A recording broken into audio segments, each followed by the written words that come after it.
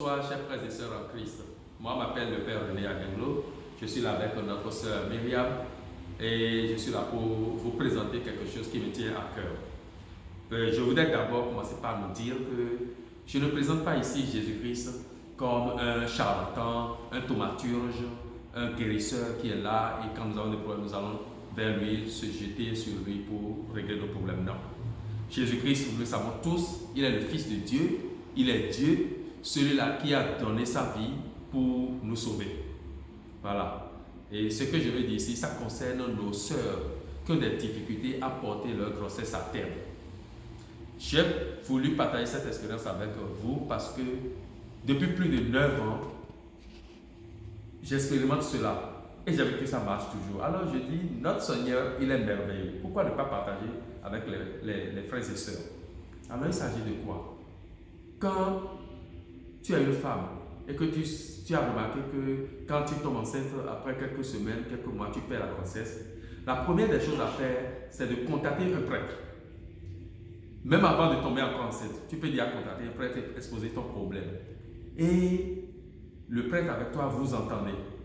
Si bien que quand une autre fois tu vas tomber enceinte, tu ne dois informer personne, même pas ton mari. Le jour où tu as constaté que tu es enceinte, ou bien tu es allé à l'hôpital, on a déclaré que tu es enceinte et que le résultat est positif, il faut immédiatement appeler ce prêtre-là.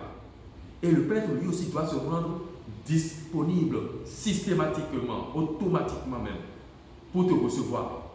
En ce moment, tu peux dire à ton mari de t'accompagner quelque part, mais tu ne l'informes pas que c'est parce que tu es enceinte. S'il est disponible, mais s'il n'est pas disponible, ne l'informe même pas. Va rencontrer le prêtre. Et lui, il va maintenant prier sur toi. Il va utiliser, ordinairement, moi j'utilise la prière de bénédiction des femmes enceintes, qui est dans le livre des bénédictions catholiques que nous avons. Il va faire cette prière sur toi, t'imposer les mains et invoquer la puissance du Seigneur sur toi. Après cela, tu rentres chez toi, tu peux informer qui tu veux maintenant.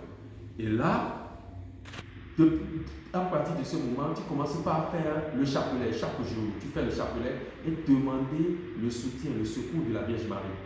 Et là, elle te soutient jusqu'à terme. Tu verras que ta grossesse, ça va bien se passer. C'est une grâce qui vient du Seigneur. Ce n'est pas le pouvoir de quelqu'un, ni du prêtre. Ça vient de Jésus-Christ.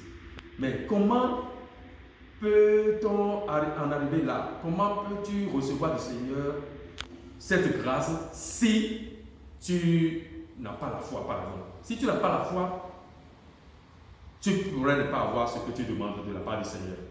Parce que le Seigneur exige de nous que nous puissions avoir la foi, n'est-ce pas, chère sœur Myriam? Bien sûr, et ça se révèle dans les Écritures par Matthieu 9, verset 28. Étant arrivés à la maison, les aveugles s'approchèrent de lui et Jésus leur dit: Croyez-vous que je puis faire cela?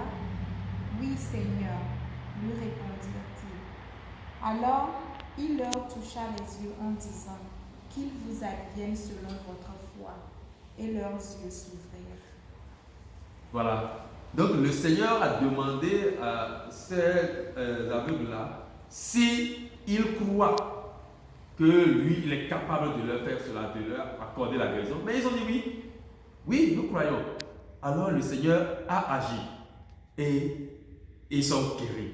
C'est de cette même manière que si toi tu vas vers le Seigneur avec la foi, tu recevras aussi cette délivrance, c'est-à-dire tu seras maman, mère d'un enfant.